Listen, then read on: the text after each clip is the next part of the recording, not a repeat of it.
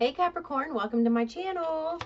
Excited to be here with you and give you your weekly message. I've done so many readings today. I can't even remember what week I'm on now. I think I'm like 3 weeks ahead. So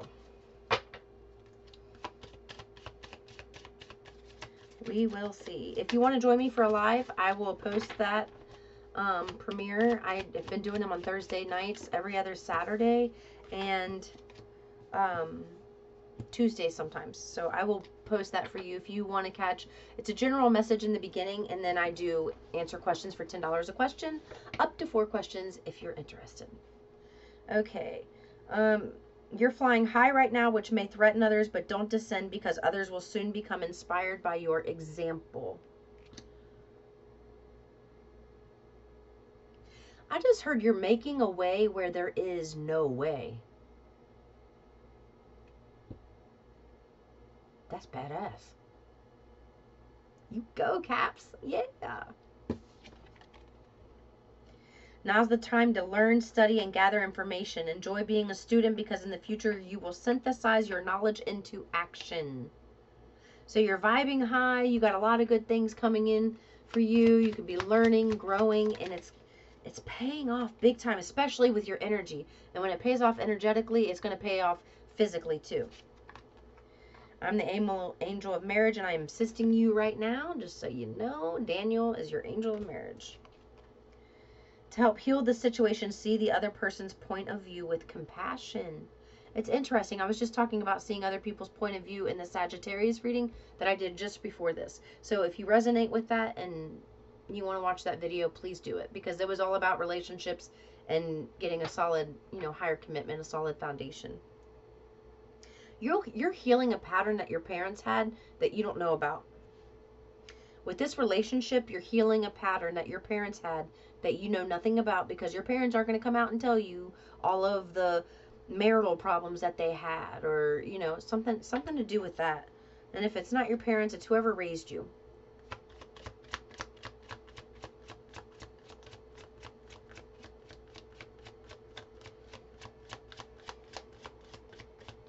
Okay.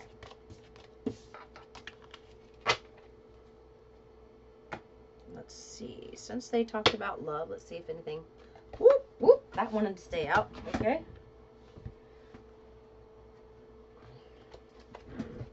Let go of control issues. Maybe somebody thought you were too controlling. Okay, they want you to allow the situation to fold naturally and not. It's like, do you see that angel orb that was right there? When it comes to matters of the heart, stuff can get it's like it's not black and white, and you want something you want an answer to be black and white to something that's just not black and white. Source has got this worked out. Source knows everything that's going to happen through and through. And whatever it is, I just heard you're protected in it. Trust. This situation's calling you to have faith.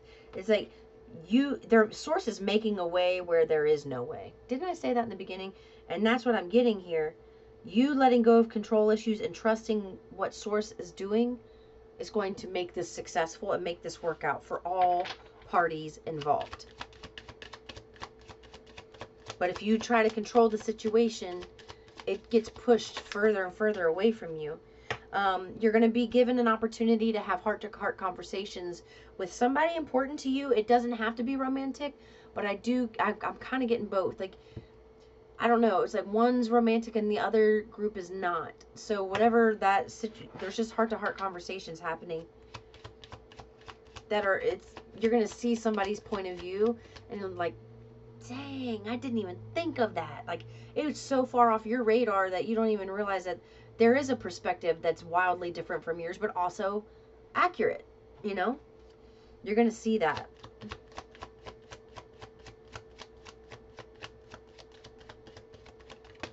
Oh, dang it, why do these keep falling on the ground?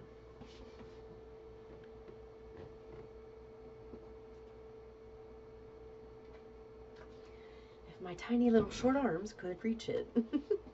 Let's see. Codependency and retreat. Addictions are affecting your romantic life. It's time to disconnect from the world. Yeah. If you are with somebody or you're codependent or they're codependent or addictions are an issue, being away from them is the best thing you can do. Being around somebody who's doing something that you're trying to quit yourself is very difficult. I've been in that situation so many times. God, I just realized I quit smoking cigarettes in 2006. I smoked for, I don't know, between 10 and 15 years, and then I quit, and it's going to be, in 2026, it's going to be 20 years. It blew my mind. Blew my mind that I thought about that the other day. And when I quit, I was with somebody who smoked, and I was around friends all the time who smoked, and everything I did triggered me to want to do that. Like, that's why I ended up driving a stick, because I thought if I keep my hands busy, I'm not going to be thinking about, smoking that cigarette. And what ended up helping me quit was every time I wanted a cigarette, I went outside, and like 4 times around my cul-de-sac equals a mile. So every time I wanted a cigarette, I would go out and I would run 1 lap every time. And that got me into running, got me into training for marathon, well, half marathons and some, 5Ks, 10Ks, all that stuff, 15Ks.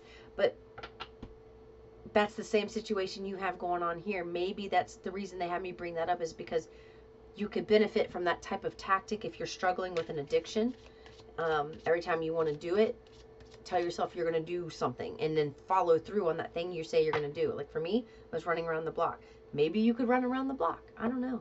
But there's something here about retreating and being away from people if you are struggling with giving up something that's good for you to give up.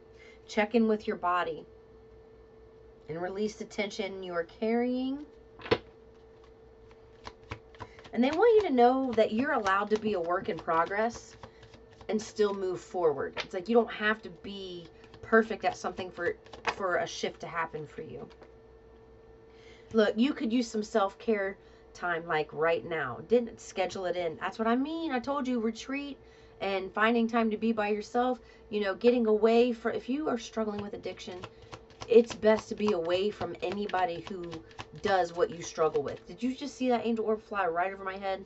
If you were like, let's just say it's, maybe you're being called to quit smoking weed because you're not productive when you do it, and it's causing you to gain a lot of weight because you sit around and get lazy and eat. That type of stuff. If you are doing that, or you're not able to get the things done, like maybe you have dreams now and you didn't have dreams before, but you still have a habit that you used to have before you had the dream. Well, now that habit's getting in the way of your dream, so you have to give up that habit. And that's what the self-care that they're asking you to have right now is going to help you with an addiction. It's just coming across that way. I wish I had something else for you, but that's what they gave me. And then let's get into some tarot. Yeah, you don't see this. They want you to pay attention to your dream state, because you are receiving oh my God, you are receiving so many downloads in your dreams. And some of you wake up thinking you didn't dream at all. And others of you are thinking the dreams are insignificant. You wake up like, that was weird. Go on about your day. But there's answers they're trying to give you during your dreams. Like they're trying to give you like premonitions,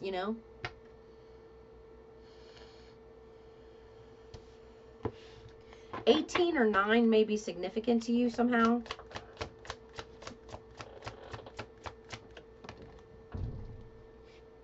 Okay. Okay. These dreams, these premonitions they're giving you, they are literally forewarning you of a sudden change you're about to go through. So pay attention. Pay attention to your dreams. Thank you for the confirmation. There we go again. There's like they're saying if you write down what you saw or remember, you're going to see that they're giving you a storyline of something that's playing out. And it's something to do with the conflict. It's something to do with the conflict, and this came out in the future. Okay? Capricorn, they're letting you, it's like they're trying to forewarn you about some disagreement you're going to have in the future here. And they're trying to tell you what it's going to be about so you can listen and so you can see your point of view in this dream, this premonition. You can see what you're saying. That way you are actually saying that when this happens to you physically. Because this is something to do with heartbreak, a loss, depression. They're trying to give you like, this is it.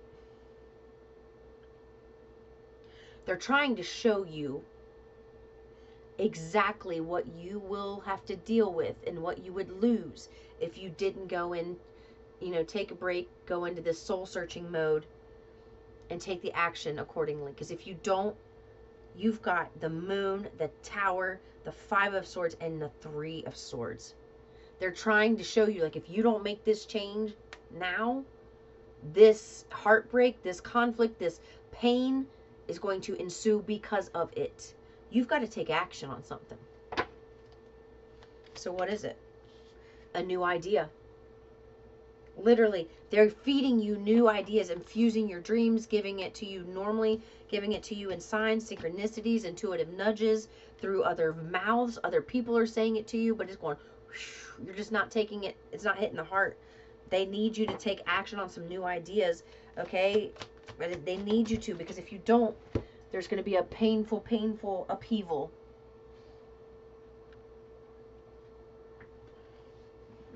Go into meditation. If you're not good at getting your dreams, go into meditation, and they can help you, like, reevaluate whatever it is that you need to reevaluate, and take action on something to avoid, because this is tarot, so it can be fluid. You can change this outcome, and this is how you change the outcome. It's like you go after these new ideas. Go after the new ideas. Okay, that's what I have for you, Capricorn. I love you. I'll see you in the next one. Peace and love.